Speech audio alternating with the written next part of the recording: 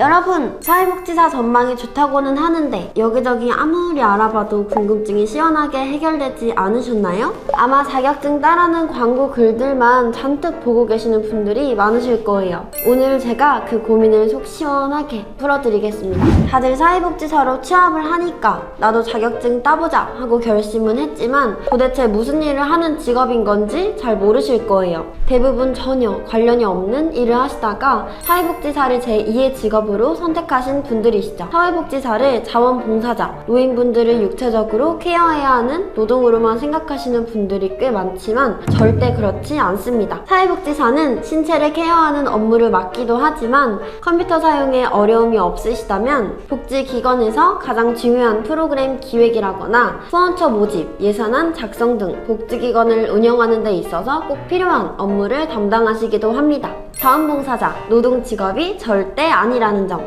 그럼 본격적으로 사회복지사가 취업할 수 있는 분야와 분야별 기관들까지 골고루 설명드려 볼게요. 먼저 크게 분류하면 이 정도로 나눠볼 수 있을 것 같고요. 각 분야별로 어떤 기관들이 있는지 자세히 알아볼게요.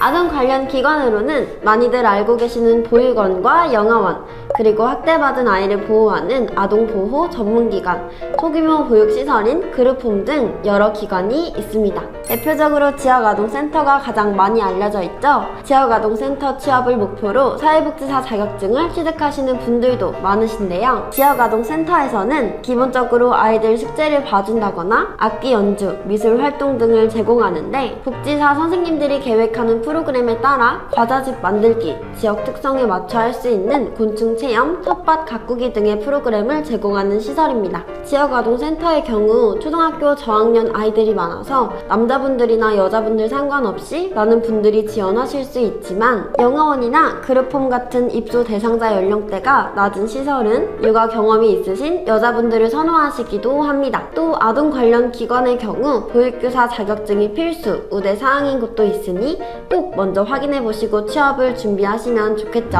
청소년 관련 기관은 30대 종사자분들이 가장 많습니다. 왜냐하면 청소년 아이들과 소통하는 데 있어서 부모님 세대보다 더 눈높이에 맞춰 공감, 이해하기 가까운 20, 30대 분들을 아이들도 편하게 대할 수 있고 좋아하거든요. 청소년 관련 기관은 대표적으로 가출이나 가정폭력 등으로 보호가 필요한 아이들을 보호해주는 청소년 쉼터나 다양한 아카데미 수업을 제공하는 청소년 문화센터 등이 있습니다. 아무래도 상담이 필요한 일이 있을 수 있어서 심리상담 관련 자격증이나 청소년 지도사 자격증을 같이 준비하시는 걸 추천드려요. 이 분야는 어떻게 보면 사회복지사의 전망을 책임지고 있다고 할 수 있을 정도로 시설의 수가 정말 빠르게 늘어나고 있죠. 바로 노인복지 분야입니다. 초고령화 사회로 진입하면서 노인복지 시설이 점점 늘어나고 그에 맞는 전문 인력의 수요도 빠르게 올라가고 있습니다. 노인복지 시설의 경우 20, 30대 분들보다 40, 60대 분들이 가장 많이 근무하시는데요. 아무래도 어르신들을 대하는 데 있어서 경험적인 부분은 무시 못하죠. 어르신들도 젊으신 사회복지사 선생님보다 연륜이 있으신 사회복지사 선생님을 더 편하게 느끼시기도 한다고 해요.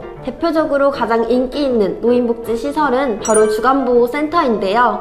보호가 필요한 어르신들이 방문하셔서 여러 프로그램 활동을 마치시면 다시 집으로 복귀하시는 보호센터입니다. 주간보호센터에서는 주로 어르신들이 무리하지 않고 하실 수 있는 맞춤형 프로그램, 일명 실버 스포츠를 제공하는 시설인데요. 숫자에 맞춰 그림 색칠하기, 커다란 바구니에 콩주머니 던지기, 치매 예방, 율동이나 노래 부르기 등등 활동성이 있는 실버 스포츠를 제공하는 시설이죠. 유튜브에 실버 스포츠를 검색하시면 어르신들이 되게 귀여우시면서도 열심히 활동하시는 영상들을 보실 수 있습니다. 노인복지 시설 종류로는 요양원, 요양병원, 실버타운, 노인요양, 공동생활가정 등 입소하여 생활하시는 생활시설들도 있지만 앞에 말씀드린 주간보호센터와 같은 어르신들의 유치원이라 불리는 주간보호센터, 노인종합복지관, 경로당 등의 시설들도 있죠. 사회복지 시설 중 장애인 복지 관련 시설도 정말 많아요. 아무래도 조금 특별한 분들을 상대하는 직업이다 보니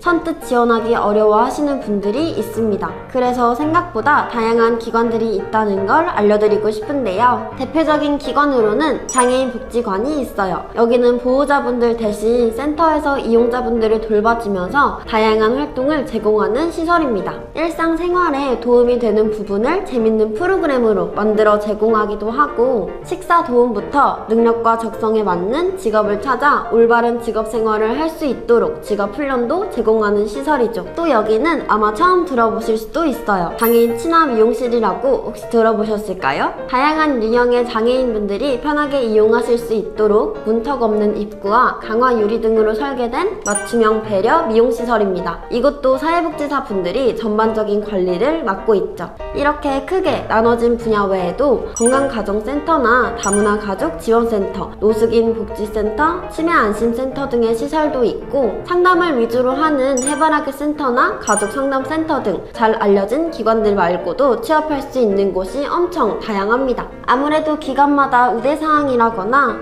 추가적으로 필요해하는 부분이 다르기 때문에 무작정 자격증 먼저 취득하자가 아니라 어떤 기관이 나에게 잘 어울릴지, 나의 성향과 잘 맞는 분야는 사무직인지 아니면 활동성이 있는 분야인지 곰곰이 고민해보시고 미리 준비하셔서 취업률을 조금이라도 더 높이시는 걸 추천드립니다.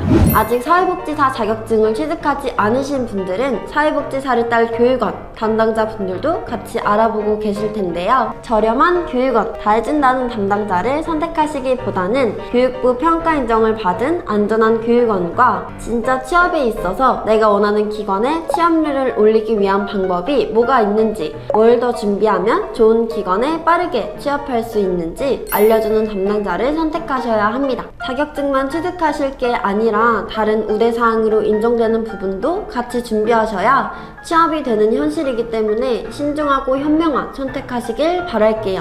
이번 영상은 여기까지이고요. 더 궁금하신 점이 있으시거나 사회복지사 2급 자격증 취득 과정에 대한 자세한 상담이 필요하시다면 아래 상담 링크로 문의를 남겨주시면 됩니다. 지금까지 가시TV 권규리 담당자였습니다. 안녕. 더 궁금하신 점이 있거나 영상에 나온 선생님과 상담을 원하시면 PC는 제목 아래에 있는 더보기란을 클릭, 상단에 있는 상담 링크를 클릭하셔서 문의를 남겨주시면 됩니다. 모바일은 화면 아래에 있는 더보기란을 터치, 상담 링크를 확인해보세요. 카카오톡 상담은 댓글에 있는 링크를 클릭하셔서 궁금하신 내용 남겨주시면 빠르게 답변 도와드리겠습니다.